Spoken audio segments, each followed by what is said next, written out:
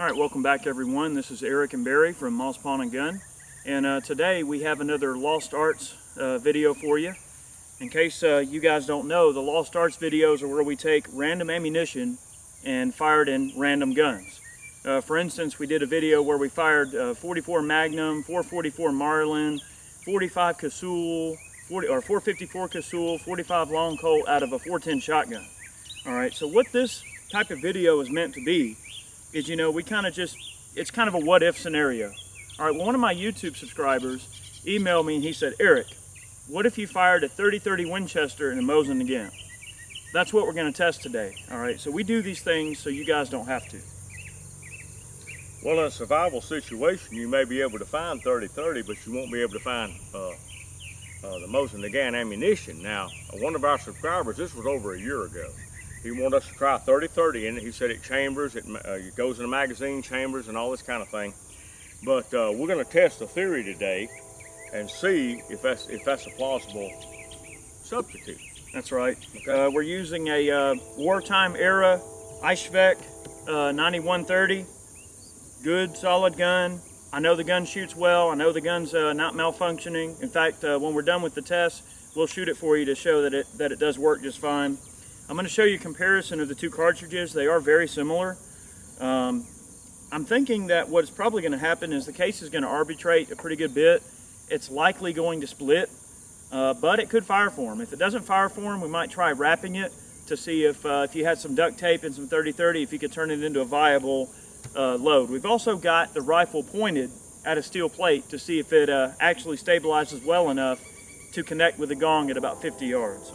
So let's go along with the first test here. Well, it looks, Eric, like the 7.62 by 54 is way bigger around than a 30-30 now. It is. The rims are smaller.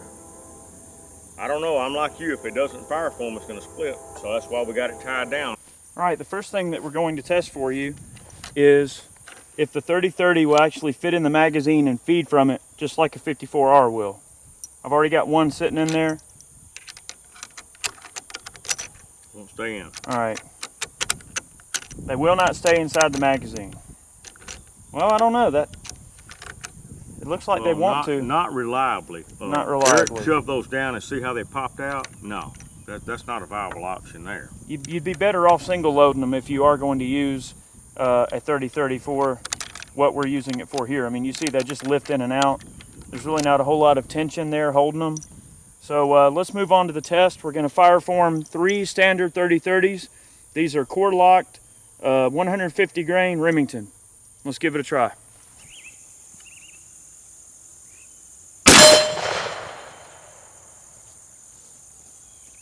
All right, Barry, let's pop her open. Well, it opened. Easy.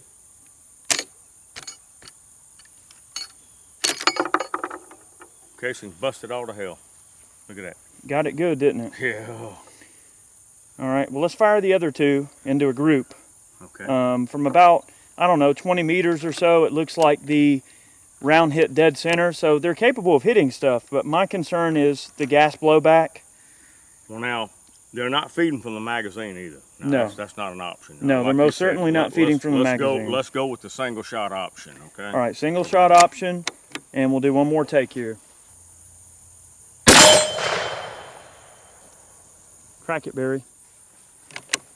No resistance. Busted wide open. Look at that. Well, I can say with all certainty that this would not be safe to fire from the shoulder. This is not a good idea, It would not feed from the magazine, and this is just not a good idea. Let's go ahead and do one more, and then I'll give you guys a B-roll up-close shot of the ruptured cases. Then what we'll do is we'll try wrapping the cases to see if we can get them to fire form safely. Okay. It's still not safe no matter how you cut it. Not a good idea, folks. This time we're going to show you a shot of the gong. We're about maybe 25 yards away.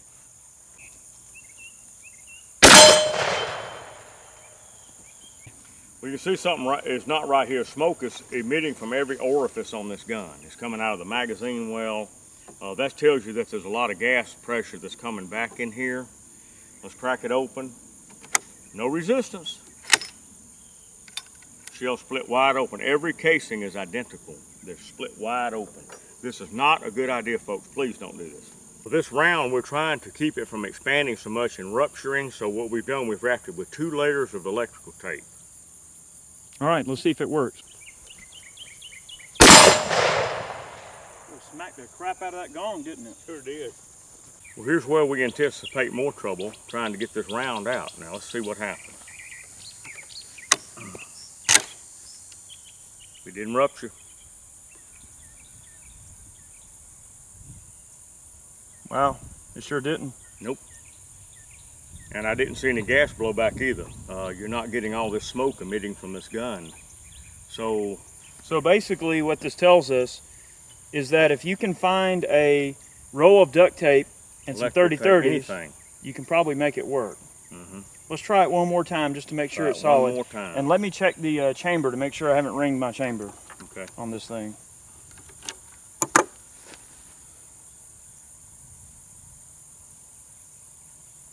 I think we're good. Okay.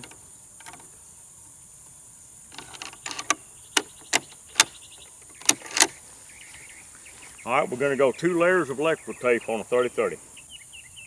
That's 1 layer. We're going to work back up towards the neck. 2 layers of tape. Okay. All right, one more take. As long as we know this idea is solid and sound, we might try a few from the shoulder. Had some gas blow by. All right, Barry, let's see what number 2 did here.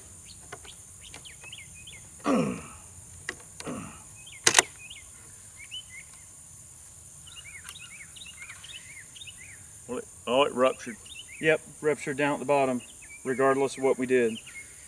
Well, basically what this tells us, people, is that, for one, don't go grabbing random ammo and stuffing them in random guns without knowing what cartridge it's chambered in.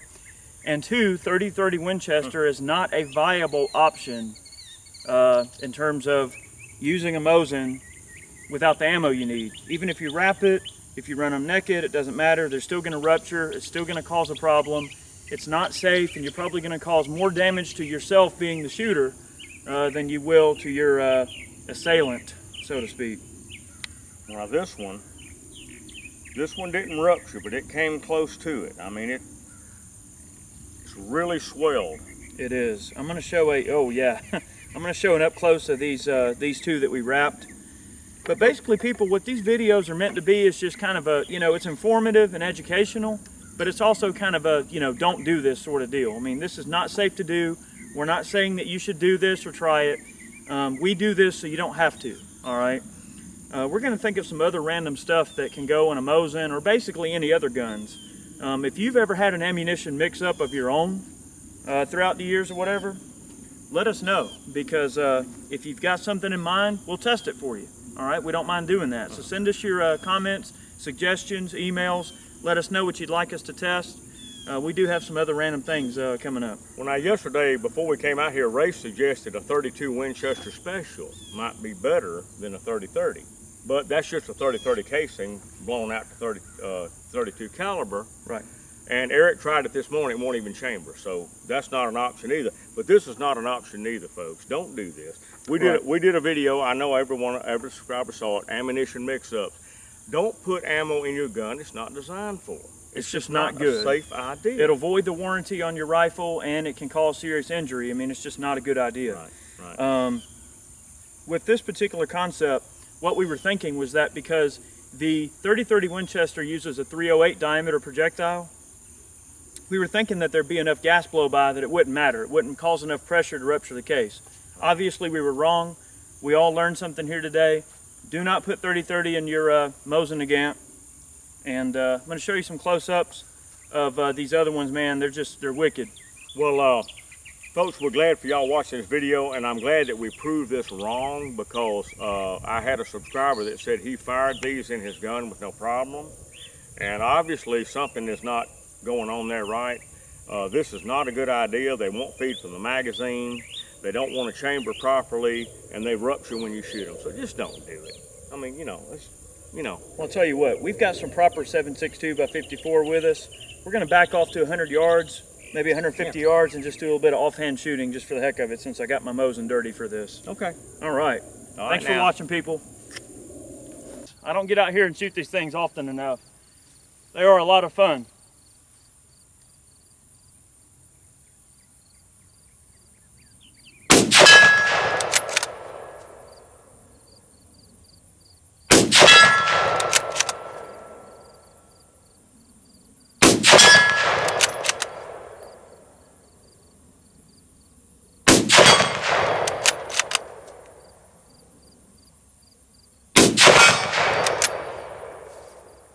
Definitely on the money.